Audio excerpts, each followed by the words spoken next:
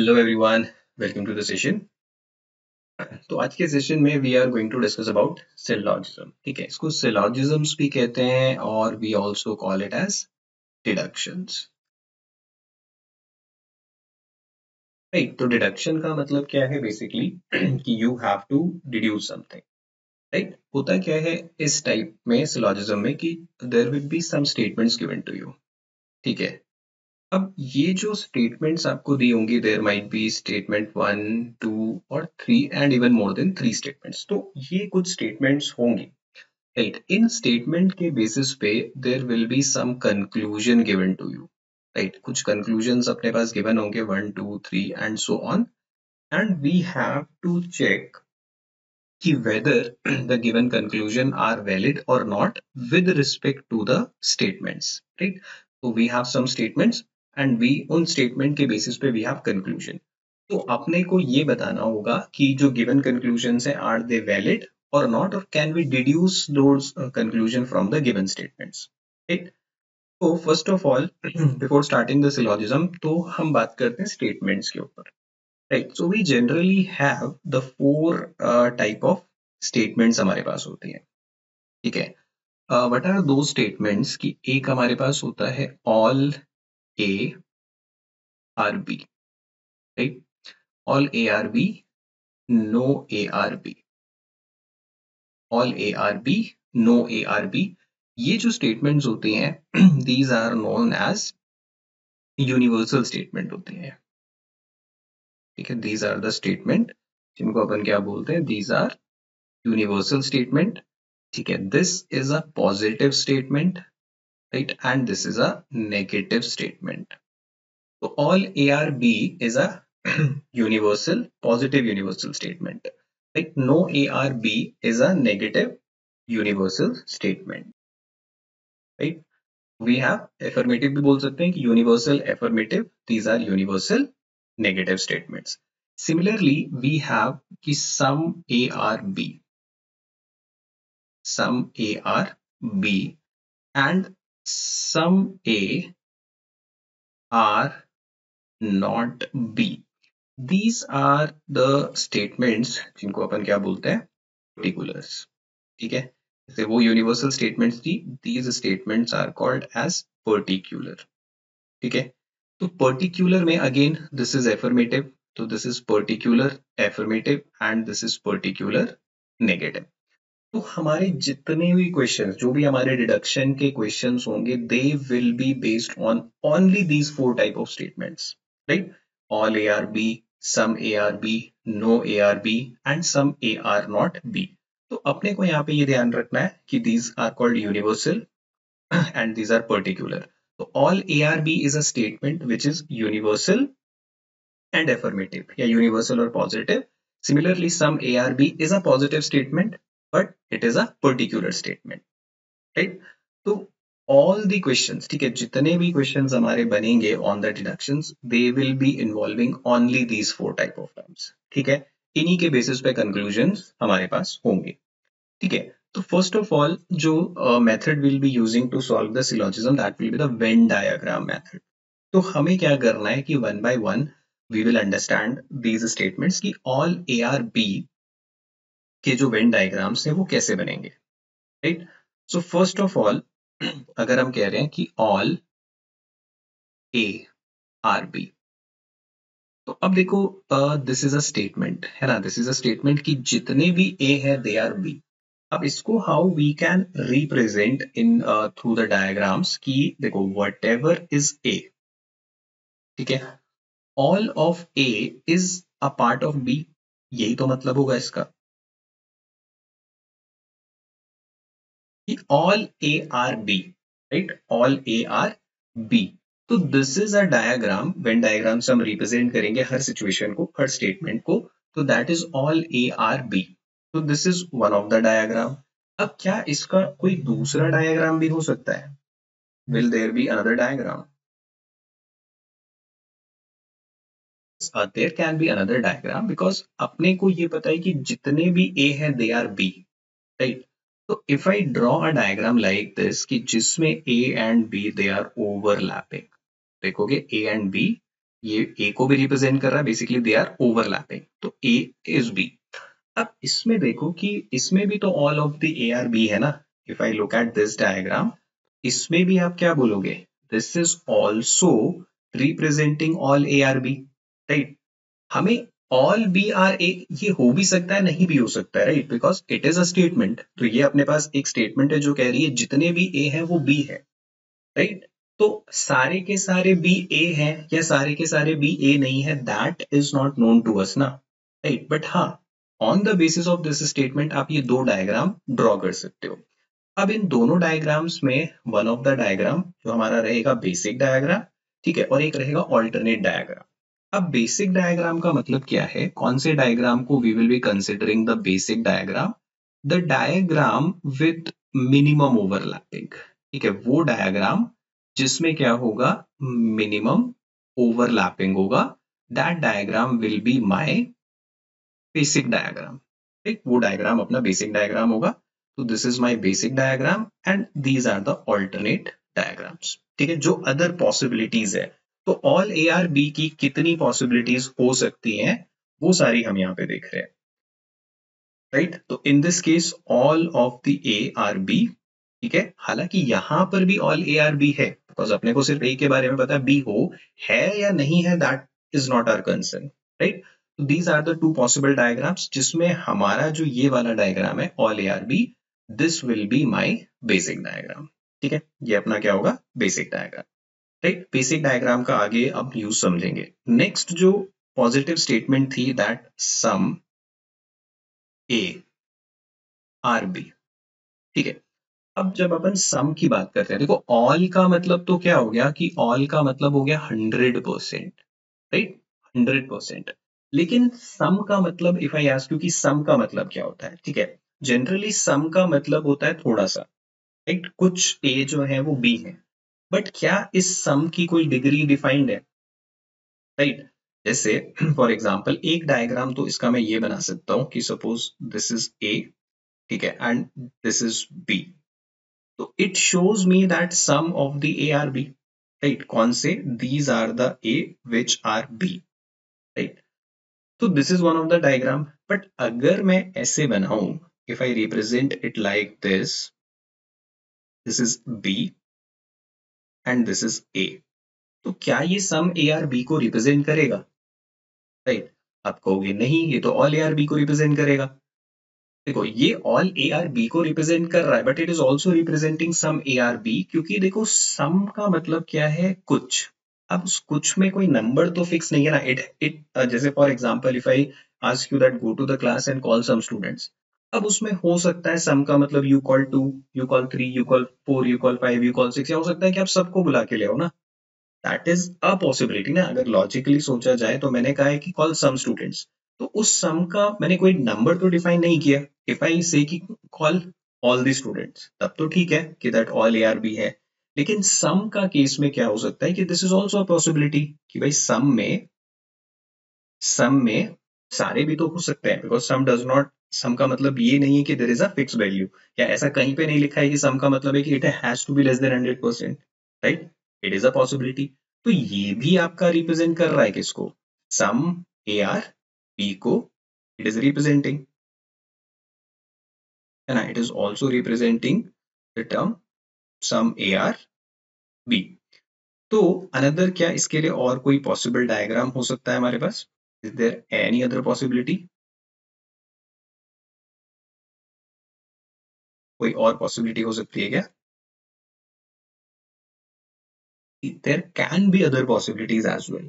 Now, sum of the ARB, if I draw it like this, A को बाहर रखें, ठीक है, B को अंदर रखते हैं, तो ये वाले जो A हैं, these are also B ना, ये वाले जो A हैं ये भी तो B है, so this also represents some ARB, ये भी तो आपका किसको रिप्रेजेंट कर रहा है, some AR B को रिप्रेजेंट कर रहा है, ठीक है। एंड अगर हम दोनों को ओवरलैप कर ले, राइट, ए बी, तो इस केस में भी तो आप देखोगे कि some of the A are B, कुछ ए तो बी है ना, अब वो कुछ में चाहे सारे के सारे हो, डजेंट मैटर।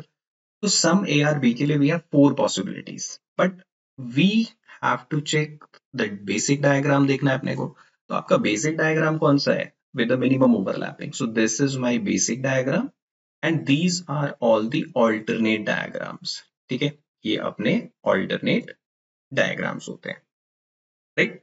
तो इन द सिमिलर वे हमारे पास जो बाकी दो स्टेटमेंट्स हैं उनकी भी बेसिक डायग्राम्स हैं, ऑल्टरनेट डायग्राम्स हैं. तो हम यहाँ पे चेक कर लेते हैं सारे एक बार में. तो इफ आई से ऑल, तो देखो ऑल के केस में if I am saying that all A are B, ठीक है, तो ऑल ए आर बी में आई टोल्ड यू भाई this is A, this is B, तो आप क्या कहोगे कि हाँ all of the A are B. ठीक है, इसमें क्या है, बोथ आर ओवरलैपिंग. तो ये भी रिप्रेजेंट कर रहा है किसको, ऑल ए आर बी को. ठीक है, अब इसमें आपसे some B are all B are A, वो एक पॉसिबिलिटी हो सकती है. ठीक है, that can be a possibility. फिर यहाँ पे if I say that some A are B, तो सम का मतलब है कुछ, राइट. अब again as I told you, तो सम का मतलब क्या हो जाएगा, this is my basic diagram minimum overlapping वाला. ये भी किसका रिप्रेजेंटेशन करेगा, some of the A are B, है ना. तो भाई ये जितने भी ए हैं ये सारे के सारे बी हैं. ठीक है, देन वी हैव इस सिचुएशन में some of A, sorry inside वाला, some of the A are B, right. तो ये सारे के सारे जो ए होंगे ये बी हैं, राइट. और this is the case of overlapping, ये ओवरलैपिंग का केस हो जाएगा. Then we have no A are B. अब देखो नो ए आर बी का मतलब क्या है कि देयर विल बी नो, इसके बीच में we will put a cross sign to denote that इनके बीच में कोई भी ओवरलैपिंग नहीं हो सकती. ठीक है, so this is the only diagram possible for this no A are B. That means A और बी के बीच में कोई पॉसिबिलिटी या कोई ओवरलैपिंग नहीं होगी. There we have some A are not B. ठीक है, अब ये some A are not B में आप कहोगे कि ये कैसे पॉसिबल है. आप देखो कि ये वाला जो ए है, this part of A, it is not B ना, this part of A is not B. और यहां पर भी आप देखोगे कि अगर ये ए है बी है, this is also a possibility कि भाई this some part of A is not B. यहां पे अगर हम बात करेंगे कि some A are not B, right, तो आप देखोगे कि ये वाला जो ए है, this A is obviously not B, right. This part of A is not B, right. तो हम जितने भी क्वेश्चन सॉल्व करने वाले हैं we are going to solve it using the Venn diagram method. ठीक है, वेन डायग्राम अप्रोच से we will be solving the questions. ठीक है, अब कैसे देखना है कुछ की पॉइंट्स अपने को ये ध्यान रखना है कि अगर वी हैव पॉजिटिव स्टेटमेंट्स, ठीक है, कि अगर अपने पास कोई भी दो या दो से ज्यादा, मान लो सारी स्टेटमेंट पॉजिटिव है, तो कभी भी पॉजिटिव स्टेटमेंट से कोई नेगेटिव कंक्लूजन नहीं निकलता है. ठीक है, कभी भी पॉजिटिव स्टेटमेंट से आप नेगेटिव कंक्लूजन नहीं निकालोगे. दैट इज अ की पॉइंट, ये ध्यान रखना है, right. Now let's move to solving some questions. Here we have all cooks are drivers, all drivers are dancers. ठीक है, all the cooks are drivers, all the drivers are dancers, and on the basis of that we have the four statement. ठीक है, ये four statements अपने पास है. अब now let's understand कि हम Venn diagram जब बनाएंगे all the cooks are drivers, तो हम क्या करेंगे, minimum overlapping. तो जितने भी cooks हैं, ठीक है, these are the cooks, they are all inside the drivers. ठीक है, now all drivers are dancers. अब जितने के जो भी ड्राइवर्स हैं दे आर डांसर्स. अब हम सारे के सारे ड्राइवर्स को रख लेंगे किसके अंदर, डांसर्स के अंदर. सो हमें जो डायग्राम बनाना है उस डायग्राम में वी हैव टू कंसीडर की मिनिमम ओवरलैपिंग. ठीक है, हम जो है ये वाला डायग्राम भी बना सकते थे कि सी डी, ठीक है, और इसी को अगर ओवरलैप कर दें ए डांसर से, तो भी पॉसिबिलिटी है ना कि इसमें मेरे को दिख रहे हैं सारे कुक्स ड्राइवर्स हैं और सारे ड्राइवर डांसर्स हैं. तो ये ऑल्टरनेट डायग्राम है. But while drawing the conclusion we have to keep in mind कि अपन क्या लेंगे, minimum overlapping. This is the case of minimum overlapping. अब देखो ये वाला तो स्ट्रेट फॉरवर्ड रूल आउट हो जाएगा ना, बिकॉज आई सेड कि if both statement are positive तो नेगेटिव कंक्लूजन नहीं निकल सकता. तो कभी भी अब हमें देखना है कि ऑल डांसर्स आर ड्राइवर्स, तो क्या ये स्टेटमेंट ट्रू है. ठीक है, देखो जो मिनिमम ओवरलैपिंग वाला केस होता है, तो मिनिमम ओवरलैपिंग का मतलब क्या है? मिनिमम ओवरलैपिंग आपको दिखा रहा है द लीस्ट पॉसिबिलिटी, है ना? वो मुझे क्या बता रहा है कि लीस्ट पॉसिबिलिटी, की मिनिमम पॉसिबिलिटी बता रहा है, राइट? बाकी जो ऑल्टरनेट डायग्राम्स में अगर आप देखोगे तो पॉसिबिलिटी बढ़ रही है ना? बाकी डायग्राम्स में आप देखोगे तो ओवरलैपिंग की जो पॉसिबिलिटी है, मतलब कुछ ए के बी होने के जो चांसेस हैं वो काफी ज्यादा है ऑल्टरनेट डायग्राम में। सबसे कम वो किसमें है अपने पास? बेसिक डायग्राम में। तो मिनिमम ओवरलैपिंग का मतलब है लीस्ट पॉसिबिलिटी। तो पॉजिटिव स्टेटमेंट के लिए क्या ध्यान रखना है कि अगर वो बेसिक डायग्राम में वैलिड है, ठीक है, तो फिर मेरे को ऑल्टरनेट डायग्राम में चेक करने की जरूरत नहीं है फॉर अ पॉजिटिव स्टेटमेंट। क्योंकि positive minimum overlap, basic diagram का मतलब क्या हो गया? Minimum overlapping. मिनिमम ओवरलैपिंग का मतलब सबसे लीस्ट पॉसिबिलिटी। तो कोई स्टेटमेंट अगर लीस्ट पॉसिबिलिटी में वैलिड है, तो भाई मैक्सिमम उससे ज्यादा पॉसिबिलिटी में तो वो वैलिड होगा ही होगा, राइट? तो हमारी जो स्टेटमेंट है वो वैलिड है या नहीं, इसका मतलब क्या है कि वो हर जगह सही होना चाहिए, बेसिकली वो हर डायग्राम में ट्रू होना चाहिए, राइट? जो हम यहाँ पे कह रहे हैं कि अगर हमारी कोई statement all A are B है, वो यूनिवर्सल का मतलब क्या है कि वो हर जगह सही हो, हर पॉसिबिलिटी में वो सही होना चाहिए। तो when we are drawing the alternate diagram, तो किसी भी एक डायग्राम में अगर वो स्टेटमेंट गलत है, तो फिर वो statement is that is not a universal statement, right? But यहाँ पे पॉजिटिव स्टेटमेंट के लिए अपने को सिंपल सा क्या करना है? बेसिक डायग्राम बनाना है। तो अगर वो बेसिक डायग्राम में वैलिड है, तो then we don't have to go for the alternate diagrams, right? ये सिर्फ किसके लिए? पॉजिटिव स्टेटमेंट्स के लिए।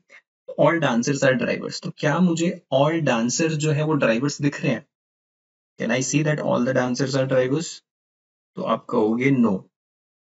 ऑल डांसर्स, देखो ये जो डांसर्स हैं यहाँ पे, ये वाले जो डांसर्स हैं, ये ड्राइवर नहीं है, है ना? ये वाले डांसर्स जो है ये तो ड्राइवर नहीं है। तो आप क्या कहोगे कि ये बात एक जगह तो गलत प्रूफ हो गई।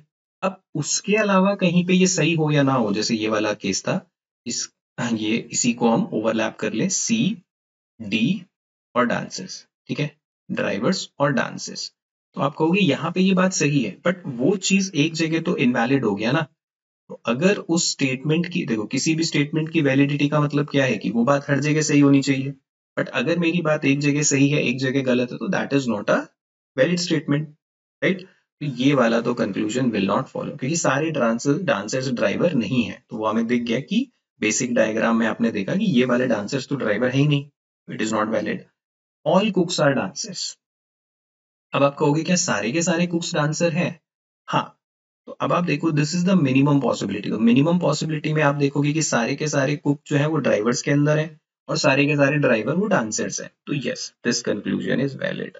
तो अपना second statement is a valid statement, right? Second statement is the valid statement. Let's move further. Next we have that all sane are men, ठीक है? तो जितने भी सेन हैं, all sane they are inside men, ठीक है? Minimum overlapping, all sane are men. Now some sane are insane. अब ये कह रहा है सम सेन आर इनसेन, तो मिनिमम ओवरलैपिंग बनाएंगे। तो मिनिमम ओवरलैपिंग इज दिस, ठीक है? Some sane are insane, right? तो this is our minimum overlapping diagram. Alternate diagram बन सकते हैं, है ना? ऑल्टरनेट डायग्राम में बहुत सारे बना सकते हो। लेट्स से कि अगर मैं एक डायग्राम ऐसा बनाऊं, सपोज दिस इज सेन, ठीक है, दिस इज मेन, तो आप इनसेन को ऐसे भी बना सकते हो ना। इनसेन को अपन ऐसे बना सकते हैं, बिकॉज हमें क्या बोला है? Some sane are insane. हाँ, कुछ सेन इनसेन दिख रहे हैं मेरे को, that is a possibility. But अपने को क्या लेना है? Basic diagram. Basic diagram means minimum overlapping condition. तो what we have, some men are insane. तो क्या कुछ मेन इनसेन दिख रहे हैं अपने को? सम मेन आर इनसेन, हाँ। आप कहोगे यस, ये वाले मेन तो इनसेन है, तो this is a valid conclusion. अब दोनों स्टेटमेंट पॉजिटिव है, तो देखो नेगेटिव कंक्लूजन तो नहीं आएगा।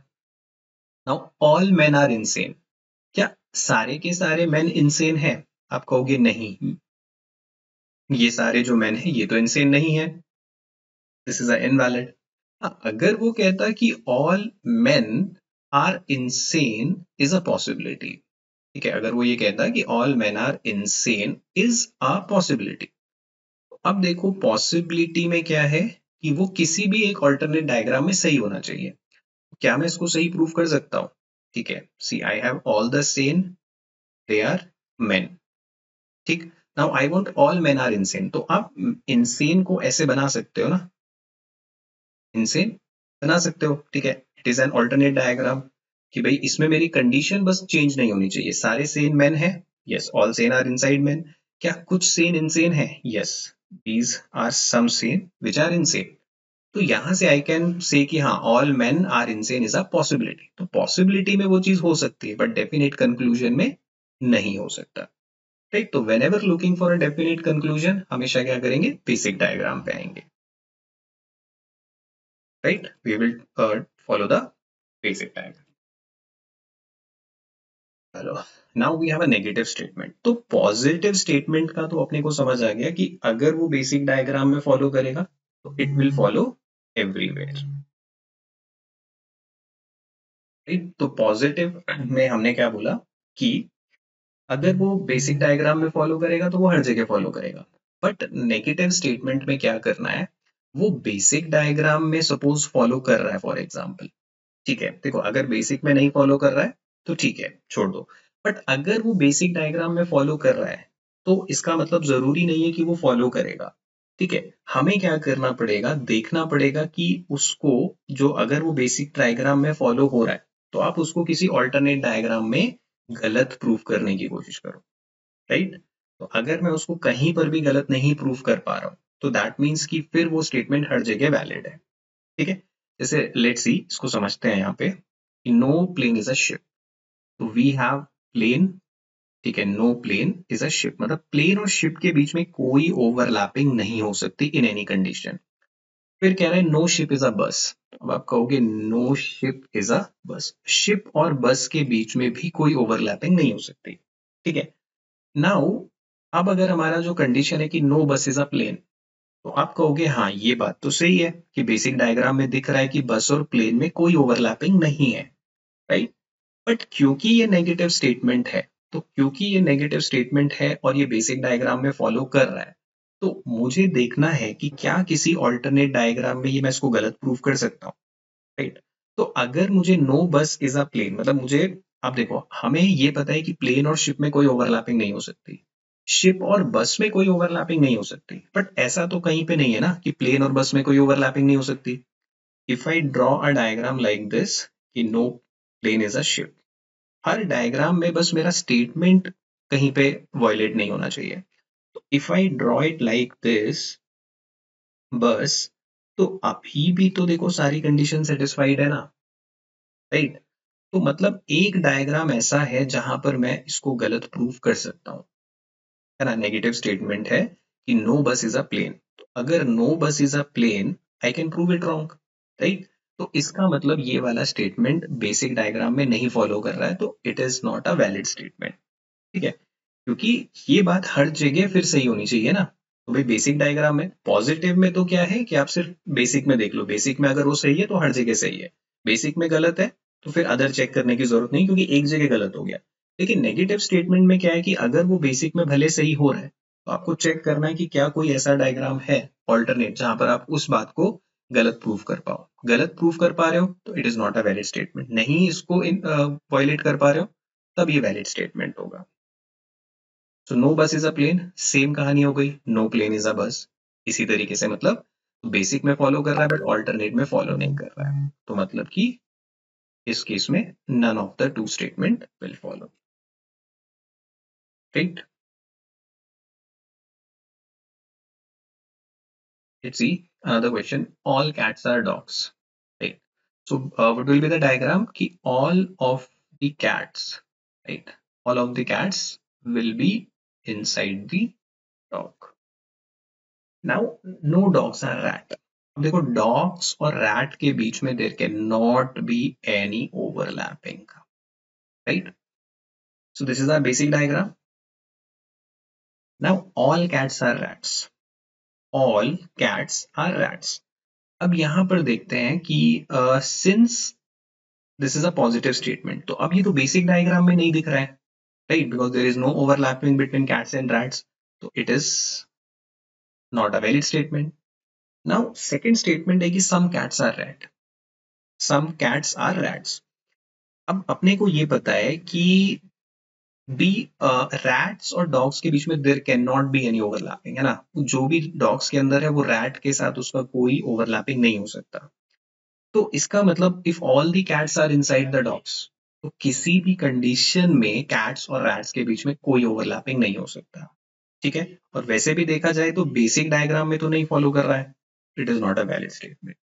फिर कह रहे हैं no cat is a rat, ठीक है। अब ये बात बेसिक डायग्राम में तो सही है ना, को कैट और रैट के बीच में देयर इज नो ओवरलैपिंग।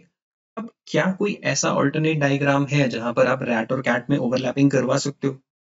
देखो, whatever is inside the dogs, जो भी डॉग्स के अंदर है वो किसी भी कंडीशन में रैट के साथ ओवरलैप नहीं हो सकता, ठीक है। तो फिर किसी भी कंडीशन में we can not overlap anything between rats and, तो दैट मीन्स कि हम इसको कहीं पर भी गलत नहीं प्रूव कर सकते किसी भी ऑल्टरनेट डायग्राम में। सो this is the valid statement, right. So this is the correct statement. Let's try one more. Now we have some shirts are pants. So these are shirts. Some shirts are pants. So minimum overlapping कर लेते हैं. Some shirts are pants. All pants are shorts. ठीक है. All the pants are shorts. तो अब क्या कहोगे? कि all the pants are inside the shorts. Right? ये बनेगा अपना diagram. Now we have no shirt is a short. Obviously, if we have two positive statement तो negative तो आना नहीं है. Some shirts are shorts. क्या अपने को बेसिक डायग्राम में दिख रहा है? Yes, these are the shirts which are short. तो ये तो वैलिड है. All shirts are shorts. नहीं, ये वाली shirts नहीं है. Right? So only B is the logical conclusion. Right? In case of syllogism, we basically working on two things.